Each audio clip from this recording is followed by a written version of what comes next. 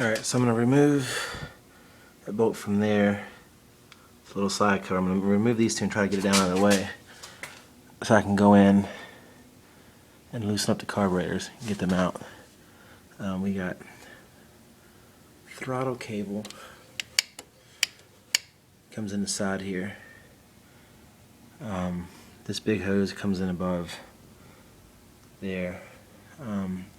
That hose was for the air filter. We have the air filter box. It's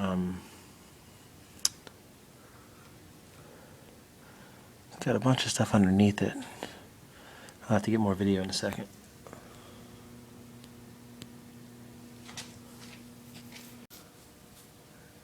Alright, so this is the first time me taking these carburetors off. So I want to get a good video of where all the hoses go.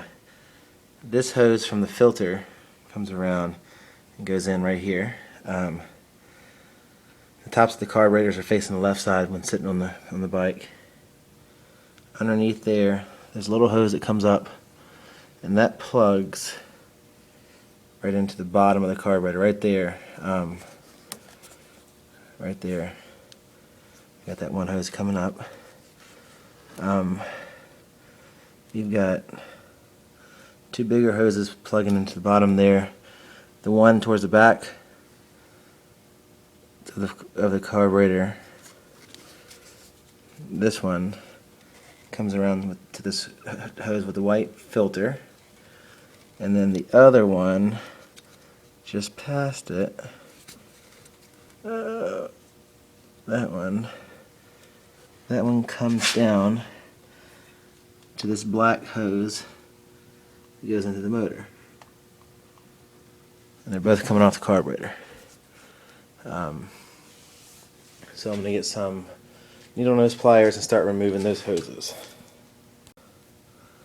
Alright, another look at it. There's another vent hose. There's two of them. There's one right there by that hole, and then there's one a little bit more up in there. That one on to the left came off of the vent on the carburetor closest to the front of the bike. Alright, so a couple things that kind of caught me off guard. I didn't realize that these two tubes here, one of them, the one on the back, that goes to this hose with the white filter, that had antifreeze in it. As soon as I pulled it off, antifreeze went everywhere. So note to self, from now on, that's got antifreeze in it. Idle adjustment goes out the right hand side, just underneath the front fender. Now I got to figure out how to get the carburetors out. I've got the chokes and I've got the throttle cables and stuff in the way. So I'm going to look at these and see if I can figure out so I can get the whole thing off the bike. It'd be nice, since the thing runs, it's having a little bit of an issue. It'd be nice if I could just take the bottoms off and clean out the jets and be done with it. So I might take the bottoms off now in this position just to see what it looks like. But anyway, let me keep working and see what I can get to. Alright, so I got the bowls off here. They're actually looking really clean on the inside. And here around the jets, looking pretty clean also. I'm going to get these inside jets out and see if they happen to be clogged. Then what I'll probably do is get all the jets out I can, get them cleaned up, and then see about spraying through all the holes and stuff and see if I can clean it without having to take all the carburetors loose from the throttle and stuff, just because I'd rather not have to get into all that if I don't have to. But I'm going to go ahead and pull the jets out and see what they look like. Alright, so I'm hoping I've found the problem. We've got these two jets here. There's a hole right there. That's where they came from. It's going to be hard to see, but I'll try to line it up with the light. You cannot really even see through there. Oh, there you go. A little bit. These holes seem to be okay. Let's do the middle. The other one looks similar. It's kind of hard to see through. This these two jets, there's two of them.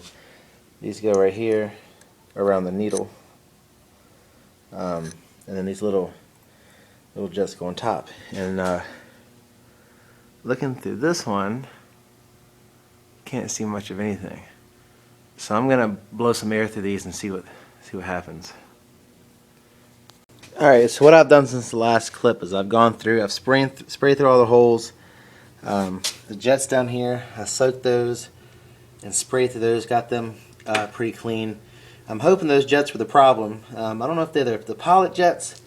The skinny ones here, they were kind of corroded. I can see a big difference in those. This bike ran, and it ran good, except for it had it popping. Noise on deceleration, so I'm hoping that little bit of crud in those jets was the problem. So I'm going to go ahead and put this back together, and tomorrow I'm going to take it with me to the farm and see if I fix the problem. So this is going to be it for the video now, so I can get it back together and get it loaded up on the truck. But anyway, thanks for watching Big Germ's Garage.